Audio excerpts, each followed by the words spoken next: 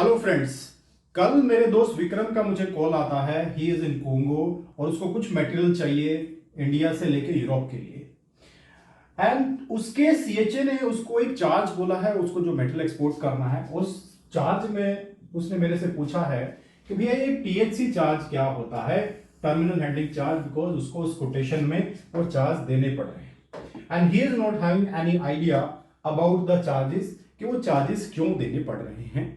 तो गाइज आज हम समझते हैं ये जो चार्ज है एंड ही सेड कि उसको 9000 के आसपास चार्ज देना है टीएचसी का, राइट? टीएचसी तो ये समझते हैं। आई थॉट कि मैं आप लोगों को भी बताऊं टर्मिनल हैंडलिंग चार्जेस क्या होता है, क्यों देना पड़ता है। तो अब हम समझते हैं टीएचसी चार्जेस को। टीएचसी चार्ज जब आप एक्सपोर्ट करते हो, लेट्स आप इंडिया से दिल्ली से अपना मेटल एक्सपोर्ट करते हो और दिल्ली से मेटल जाएगा मुंबई पोर्ट से आपका जाता है, तो आपके पास दो तरीके होते हैं आपका मेटल दिल्ली से मुंबई भेजने का। या तो बाई ट्रेन जाएगा, राइट, या बाई रोड जाएगा। बाई ओशन यहाँ पे नहीं आएगा। और जैसे ही मुंबई पोर्ट पहुंचता है आपका मटेरियल, वहां पे आपका सामान अनलोड होगा, राइट, एंड फिर उसको लोड किया जाएगा। उसके बाद वो यहाँ पे ट्रैवल करेगा इस पर्टिकुलर लोकेशन में जो लोकल वहां पे स्टोरेज होता है, राइट। तो इस लोकल स्टोरेज में वो रखा जाएगा। अब लोकल स्टोरेज में हो सकते हैं 2 दिन रखा हो, 3 दिन, 4 दिन, जो भी वहां पे टाइम अलोकेट है।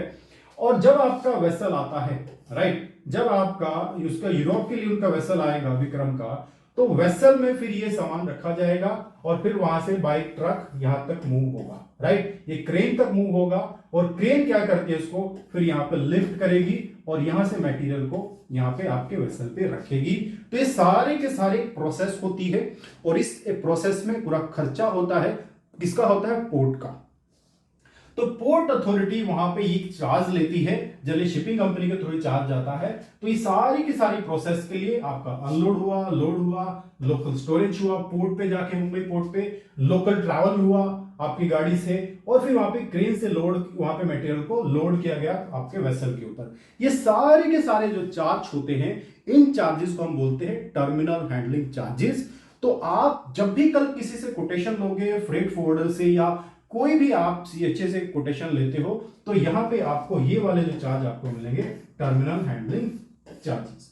तो आप कल आए कॉल तो आपको लगना नहीं चाहिए कि ये क्या है। अलग अलग चार्जेस होते हैं। Let me show you.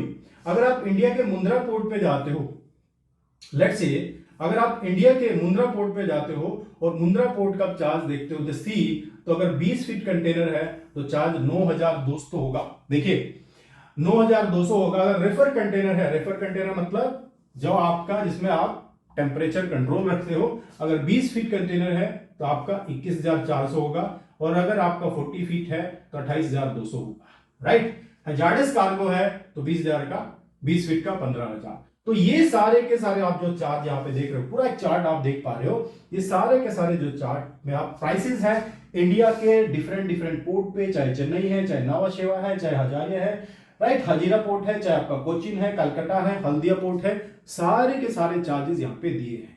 तो ये चार्ज आप किसी भी पोर्ट की पर्टिकुलर वेबसाइट पे जाके चेक कर सकते हो। और इसका दूसरा फायदा क्या होता है, टर्मिनल हैंडलिंग चार्जेस का दूसरा फायदा क्या होता है, क्योंकि अलग अलग पोर्ट पे अलग अलग चार्ज होते हैं।